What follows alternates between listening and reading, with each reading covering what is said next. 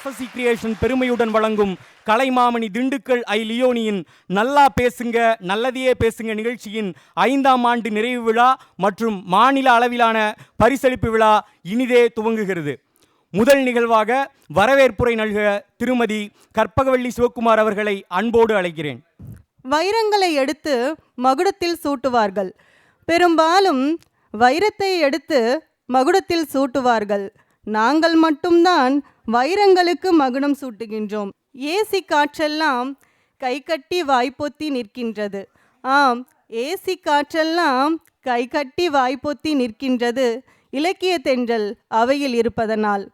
பாவலர், தமிழவர், பைந்தமிழ் மகனவர், காரைக்குடி மன்னவர், தமிழை கரைத்து குடித்து நின்றவர் இலக்கிய தென்றல் முகவை தென்னவன் அவர்களை வருக வருக என வரவேற்பதில் பெருமகிழ்ச்சி அடைகிறோம்.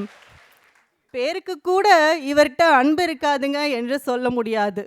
பெயருக்கு கூட இவரிடம் மட்டும் அன்பு இருக்காது என இவரை மட்டும் சொல்லிவிட முடியாது. இவர் பெயரே அன்பில்தான் தொடங்கும். கொஞ்சம் கூட தலைக்கணம் இல்லாதவர், நட்பின் இலக்கணமானவர். மதிப்பிற்குரிய திருவெரும்பூர் சட்டமன்ற உறுப்பினர் திரு அன்பில் மகேஷ் பொய்யாமொழி அவர்களை வருக வருக என வரவேற்பதில் பெருமகிழ்ச்சி அடைகிறோம். தமிழோடு விளையாடினால் என்ன, எங்கள் தலைவனோடு விளையாடினால் என்ன, இரண்டும் ஒன்றுதான்.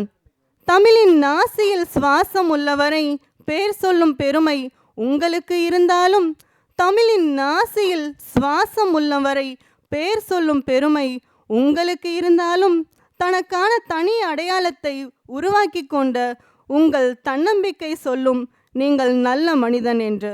தாத்தா, கிரிக்கெட் விளையாண்டிங்களா, பவுலிங் போட்டிங்களா என்று தமிழை கொஞ்சிய தலைவனை நீங்கள் கொஞ்சியதைக் கண்டு நெஞ்சம் நெகிழ்ந்தது எங்களுக்கு.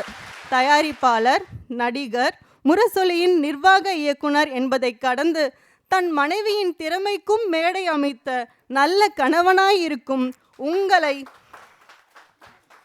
இந்த மேடைக்கு அழைத்ததில் பெருமை கொள்கிறோம். நாங்கள் பெருமை மிகு திருமிகு உதயநிதி ஸ்டாலின் அவர்களை வருக வருக என வரவேற்பதில் பெருமகிழ்ச்சி கொள்கிறோம். நல்லா பேசுங்க நல்லதையே பேசுங்க நிகழ்ச்சியின் ஆணி வேர்.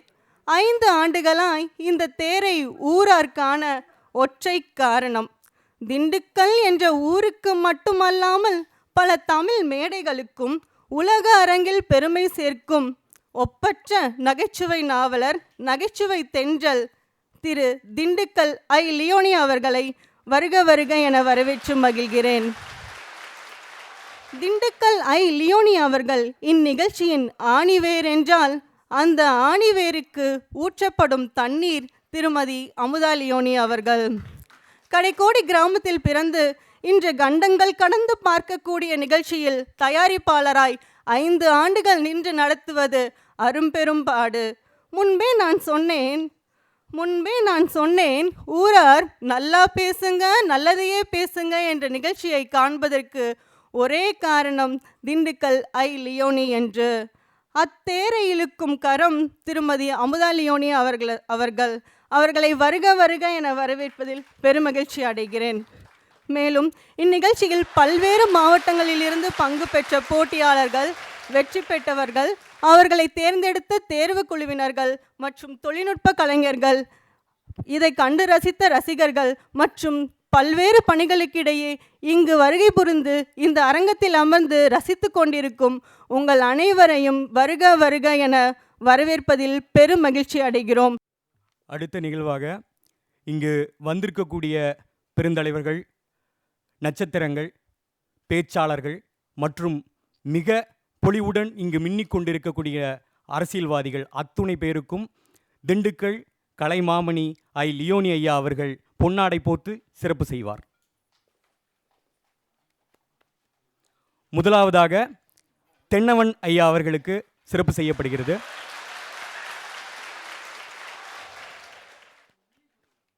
அடுத்ததாக அன்பில் மகேஷ் பொய்யாமொழி அண்ணன் அவர்களுக்கு சிறப்பு செய்யப்படுகிறது.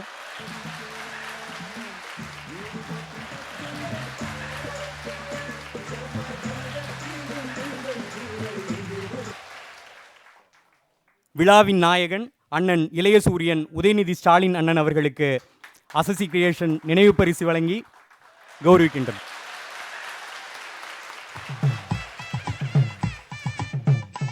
ஆயிரம் ஆயிரம் பேச்சாளர்களை அலசிய அசசிக்கு கலைத்தாய் கொடுத்த 5 ரத்தினங்கள் தான் இவர்கள். இவர்களை பேச்சாளர்கள் என்று சொல்வதை விட சொல் வீச்சாளர்கள் என்று அழைப்பதே சாலச் சிறந்ததாகும். இது உங்கள் திறமைக்கான மேடை. உதயசூரியன் பார்த்து கொண்டிருக்கிறார், இளைய சூரியன் எதிரில் அமர்ந்து கொண்டிருக்கிறார். முதலாவதாக செல்வி அக்ஷயா. உழைப்பாளி இல்லாத நாடுதான் எங்கும் இல்லையா, அடப்போயா, அவன் உழைப்பாலே கிடைக்காத பேருதான் எங்கும் இல்லையா, அடப்போயா, சாமியோ சாமி அப்படி இல்லைனா காமி, ஜோலியோ ஜோலி அது முடிஞ்சுதான் கோழி, அவங்க வாழ்வதே எங்க வேர்வையில் தான்.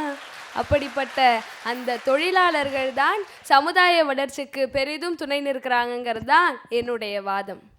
ஐயா, உலகத்திலே உண்மையான ஒரு உன்னதமான ஒரு தொழிலை பற்றி இங்கே பேசணும்னு நினைக்கிறேன். முதல்ல செங்கை தாமஸ் அவர்கள் அழகாக எழுதினார், என் மகன் அமெரிக்காவில் இருக்கிறான், என் மகன் ஆஸ்திரேலியாவில் இருக்கிறான், என் மகன் கலெக்டராக இருக்கிறான் என்று பெருமை பேசி கொண்டிருக்கும் முதியோர்கள் பெற்றோர்கள் அனைவருமே முதியோர் இல்லத்தில் தான் இருக்கிறார்கள் என்று. இப்படி தன்னுடைய பெற்ற தாய் தந்தைகளை கூட முதியோர் இல்லத்தில் விட்டுவிட்டு கோயிலுக்கு சென்று கடவுளை தேடிக்கொண்டிருக்கும் முட்டாள் மனிதர்களுக்கு மத்தியில் இறந்து கிடக்கிறவங்க யாருன்னே தெரியாது.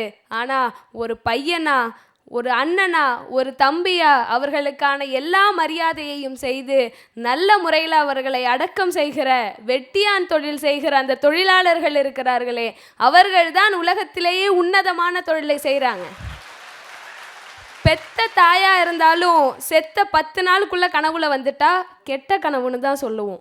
ஆனால் அந்த உயிரற்ற பிணங்களை கூட தெய்வமாக மதித்து அந்த தொழிலை செய்கிறாங்களே, அவர்களுக்கு இந்த சமுதாயத்தின் மீது அக்கறை இருக்கா, இல்லை ஓட்டு வாங்கணுங்கிறத மட்டுமே நோக்கமாக வச்சுக்கிட்டு எலவு வீடுகளுக்கு சென்று துக்கம் விசாரிக்கிற இந்த அரசியல்வாதிகளுக்கு இந்த சமுதாயத்தின் மீது அக்கறை இருக்கா அப்படிங்கிறது தான் என்னுடைய கேள்வி. இன்றைக்கி நம்மளாம் மிகப்பெரிய தொழில் நகரங்கள்னு சொல்லிட்டு நம்மளுடைய சென்னை, பெங்களூர்னு பல நகரங்களை பெருமையாக பேசிகிட்டு இருக்கோம். நம்மளுடைய சமுதாயம் வளர்ச்சி அடைஞ்சிருச்சுன்னு சொல்லி சந்தோஷப்பட்டுருக்கோம். ஆனால் அந்த நகரங்களில் இருக்கிற மிகப்பெரிய கட்டிடங்கள் மட்டும்தான் நம்முடைய கண்ணுக்கு தெரியுதே தவிர அதற்கு பின்னாடி இருக்கிற அத்தனை கட்டிட தொழிலாளிகளுடைய உழைப்பை பற்றி நாம் என்னைக்காவது யோசிச்சிருக்கோமா? அந்த சிமெண்ட் கலவையோட சூட்டில் நின்றுக்கிட்டு கொதிக்கிற வெயிலில் தலையில் பாரத்தை சுமந்துக்கிட்டு அத்தனை மாடி ஏறி இறங்கி உழைச்சிக்கிறதோட மட்டும் இல்லாமல் சில முதலாளிகளினுடைய அலட்சியத்தால் பல விபத்துகளில் தங்களுடைய உயிரையும் கொடுத்துக்கிட்டு இருக்காங்களே கட்டிட தொழிலாளிகள், அவர்களினுடைய உழைப்பும் தியாகமும் தான் இந்த சமுதாய வளர்ச்சிக்கு துணை நிற்குதுன்னு சொன்னால் யாராவது மறுக்க முடியுமா? ஐயா, ஒன்று வேணாம், 1 மணி நேரம் நம்மளுக்கு கரண்ட் இல்லைன்னா நம்மளால் இருக்க முடியாது. உடனே கால் பண்ணுவோம் இபி ஆஃபீஸ்க்கு, உடனே மின்கம்பம் ஏறுற தொழிலாளரை வர சொல்லுவோம். அது எந்த நேரமாக இருந்தாலும், மழையாக இருந்தாலும், பனியாக இருந்தாலும், வெயிலாக இருந்தாலும் அவர்களுடைய வேலையை செஞ்சு தான் ஆகணும்.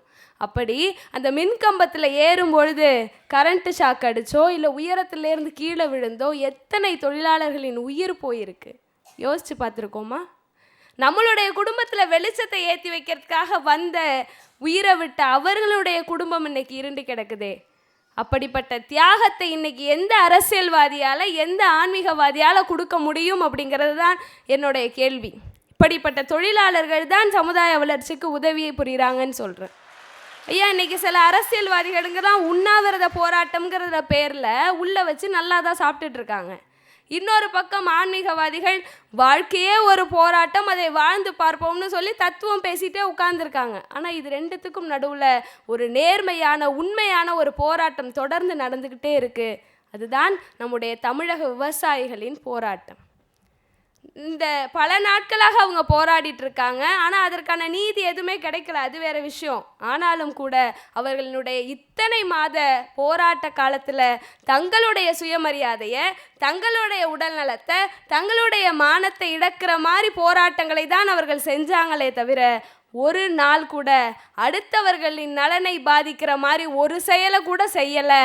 அதுதான் தொழிலாளர்களினுடைய அக்கறை.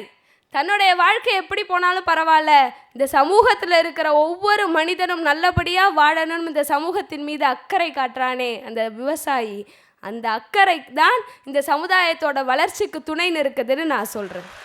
ஐயா, இன்னைக்கு இருக்கிற பரபரப்பான உலகத்தில் ரோட்டில் அவன் போகிற வேகத்தில் தான் உயிரை பாதுகாக்கிறதே பெரிய விஷயமா இருக்குது. ஆனால் போராடிக்கிட்டு இருக்க இன்னொரு உயிரை பாதுகாக்கிறதுக்காக தான் உயிரை பணைய வச்சு ஆம்புலன்ஸ் ஓட்டுறாரு அந்த ஓட்டுநர், அவரனுடைய தியாகத்தில் இருக்குது இந்த சமுதாயத்தோட வளர்ச்சின்னு சொல்கிறேன். ஐயா, ஆன்மீகவாதின்னு ஒரு பக்கம் சொல்லிகிட்டு இருக்காங்க. நான் ஒன்று கேட்குறேன். எல்லாரும் சொல்கிறாங்க ஆன்மீகவாதிகளுக்கு எல்லாமே தெரியும், எல்லா காலத்தையும் கணிப்பாங்க, கையை நீட்டினா கடல் கொந்தளிக்கும், காலை நீட்டினா காற்று சுற்றி அடிக்கும், அது இதுன்னு சொல்கிறீங்களே. நான் ஒன்று தான் கேட்குறேன், ஒரு ஆன்மீகவாதியாவது, யாரோ ஒரே ஒருத்தராவது இந்த மாதிரி கடலில் இந்த தேதியில் புயல் வர அபாயம் இருக்குன்னு ஒரு வார்த்தை சொல்லியிருந்தா இன்றைக்கி 500 மீனவர்கள் தெரியாமல் அந்த கடலுக்குள்ளே போய் மாட்டிகிட்டு இருக்க மாட்டாங்களே? இல்லை அதுவும் வேணாம், தேனி மாவட்டத்தில் இந்த தேதியில் இந்த பகுதியில் ஒரு தீ பிடிக்க போகுது அப்படின்னு ஒரு வார்த்தை சொல்லியிருந்தா இன்றைக்கி இத்தனை உயிர் சேதங்கள் ஏற்பட்டிருக்காதே? ஏன் சொல்ல வேண்டியதானே? எல்லா காலமும் தான் உங்களுக்கு தெரியுமே. இன்னொரு பக்கம் இந்த அரசியல்வாதிகளுடைய நிர்வாகத்தை பாருங்கள்.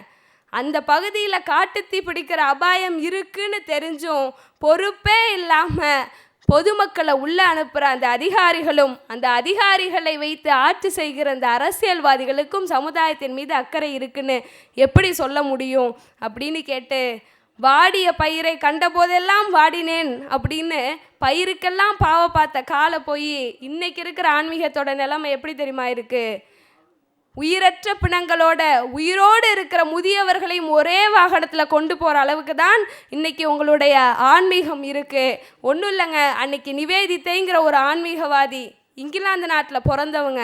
ஆனால் மேடைகளில் பேசும்பொழுது இங்கிலாந்து நாட்டை அந்த நாடுன்னு குறிப்பிடுவாங்களாம். இந்திய நாட்டின் மீது கொண்ட பற்றின் காரணமாக இந்திய நாட்டை நம் நாடுன்னு குறிப்பிடுவாங்களாம். அப்படிப்பட்ட ஒரு ஆன்மீகவாதி.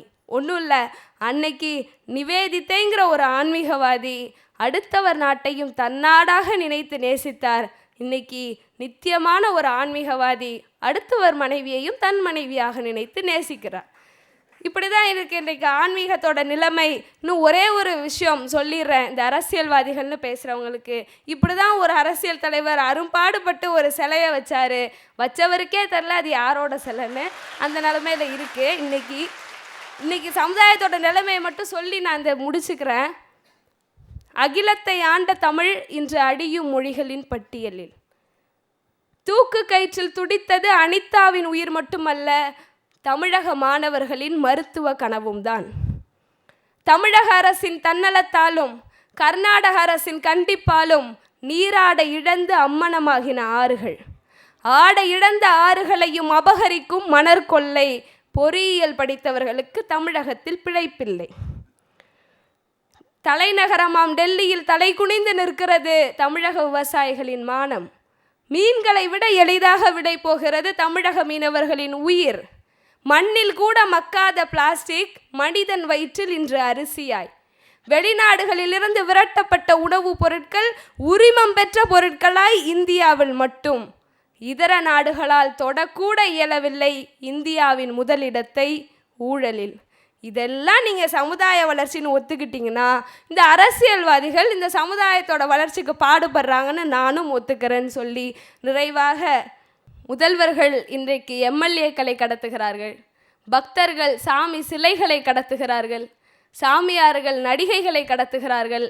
ஆனால் தொழிலாளர்கள் மட்டுமே சமுதாயத்தை முன்னேற்றத்தின் அடுத்த கட்டத்திற்கு கடத்துகிறார்னு சொல்லி, எனவே சமுதாய வளர்ச்சிக்கு பெரிதும் துணை நிற்பவர்கள் தொழிலாளர்களே என்று கூறி வாய்ப்பளித்தவர்களுக்கும் வாய்மொழி கேட்டவர்களுக்கும் நன்றி கூறி விடைபெறுகிறேன். நன்றி, வணக்கம். இரண்டாவதாக மணிமாறன் அவர்களை மேடைக்கு அழைக்கிறேன்.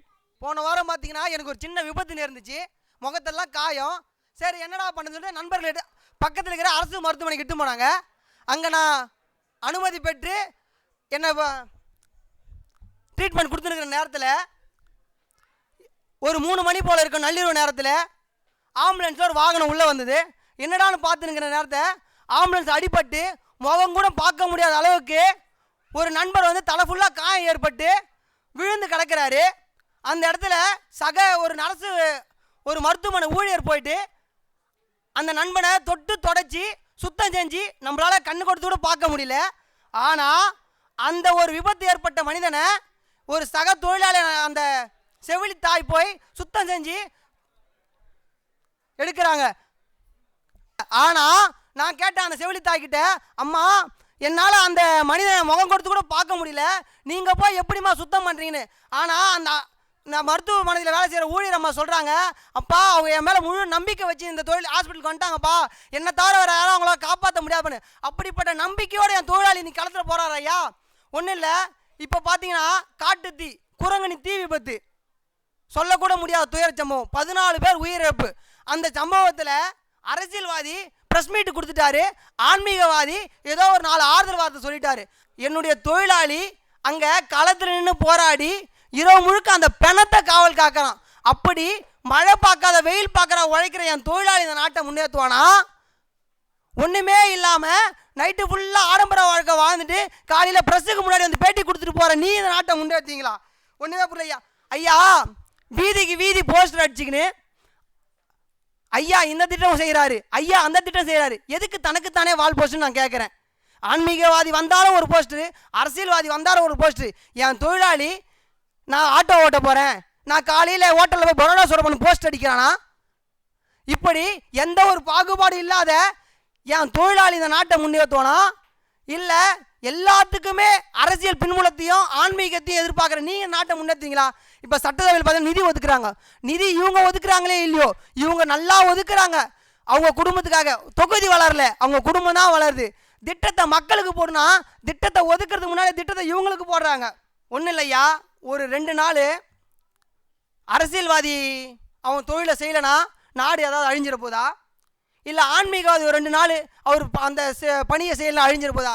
ஆனால் என் தொழிலாளி ஒரு 2 நாள் ஒட்டுமொத்த தொழிலாளி அவன் தொழிலை செய்யலைனா இந்த நாடு போகிற நிலைமை என்ன?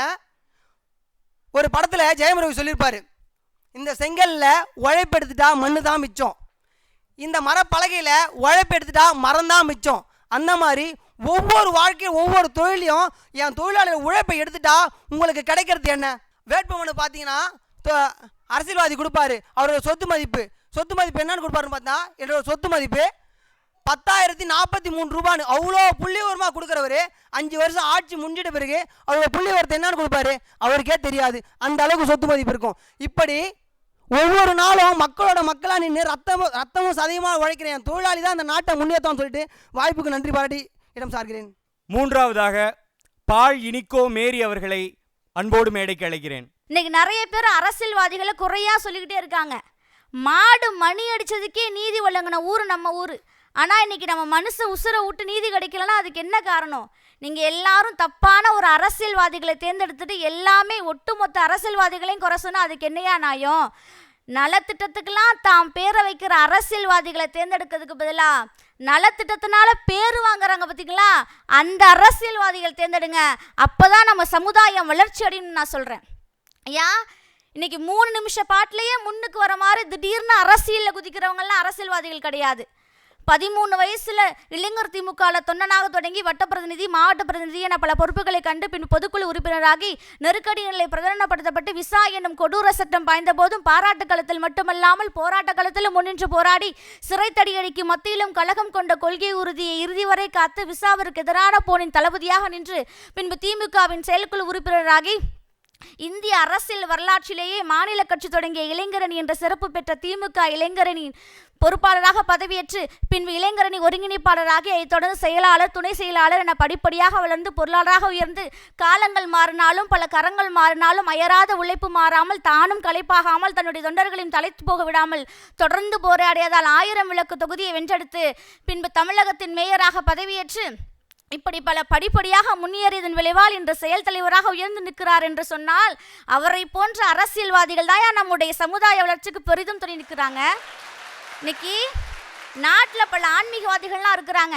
கொஞ்ச நாளைக்கு முன்னாடி பெண்களை இழிவுபடுத்துட்டாங்க அப்படின்னு சொல்லிட்டு யாமம் வளர்க்குறேன், சண்டி யாமம் வளர்க்குறேன், அவங்களாம் அழிய போகிறாங்கன்னு சொல்லிட்டு நான் கேட்குறேன், கொஞ்ச காலத்துக்கு முன்னாடி இலங்கையில் பெண்களை இழிவுபடுத்தி இனப்படுகொலை பண்ணாங்களே, அப்போல்லாம் நீங்கள் எங்கே போயிட்டீங்கன்னு அன்னைக்கே நீங்கள் யாக நடக்கலன்னு சொல்லிட்டு நான் கேட்குறேன். அந்த மாதிரி ஆன்மீகவாதிகளாக நம்முடைய சமுதாய வளர்ச்சிக்கு பெரிதும் துணை நிற்க போகிறாங்க. ஐயா 20 ரூபாய் நோட்டு கொடுத்து ஓட்டு வாங்கினவெல்லாம் அரசியல்வாதி கிடையாது. ஆழித்தேருக்கு பேர் போன ஊரில் பிறந்து சிங்கார சென்னையில் வளர்ந்து பத்திரிகையில் கதை எழுதி படத்தில் வசனம் எழுதி முதுகில் குத்துனெல்லாம் சமாளித்து தனியாக கட்சி ஆரம்பித்து தனக்குன்னு அரசியல் ஒரு இடத்த பிடிச்சி 3ஆம் பாலினத்தை திருநங்கைன்னு உடல் ஊனமுற்றோரை மாற்றுத்திறனாளின்னு மேம்படுத்தி தமிழின் இணைப்பு கயிறாவும் தமிழனுக்கு உயிராகவும் நின்று ஊரெல்லாம் உழைச்சி களைச்சி போகாமல் மக்களை ஏமாற்றி காசு பணத்தோரெல்லாம் களை எடுத்து சமச்சீர் கல்வி தந்து சட்டை தந்து ரூபாய்க்கு 1 கிலோ அரிசி தந்து அரசர் மகனும் அர்ச்சகராகலாம் என்ற சட்டமும் சமத்துவபுர திட்டமும் தந்து ஊர் போற்றிய வள்ளுவனுக்கு உலகம் போற்ற சிலைக்கோட்டம் வைத்து இலக்கிய புகழ் தந்த சிலம்புக்கு எழில் பூம்புகார் தங்கு நம்மொழி தமிழுக்கு செம்மொழி அந்தஸ்து தந்த செம்மொழி மாநாட்டின் மூலம் தேமதுர தமிழோசை உலகம் பரவ செய்து இப்படி அனைத்தையும் வளர்த்து காத்து வாழ்விக்க வைத்து தானே கல்லாய் தானே ஒளியாய் தானே செதுக்கி தானே சிற்பமாய் இருக்கக்கூடிய 13 முறை தமிழகத்தின் சட்டமன்ற உறுப்பினராக இருந்து 5 முறை தமிழகத்தின் முதல்வராக இருந்து 6வது முறையாக அரியாசனம் ஏற காத்திருக்கிற நம்முடைய தானை தலைவன் டாக்டர் கலைஞர் ஐயா போன்ற அரசியல்வாதிகள் தாயா நம்முடைய சமுதாய வளர்ச்சிக்கு பெரிதும் துணை நிற்கிறாங்க.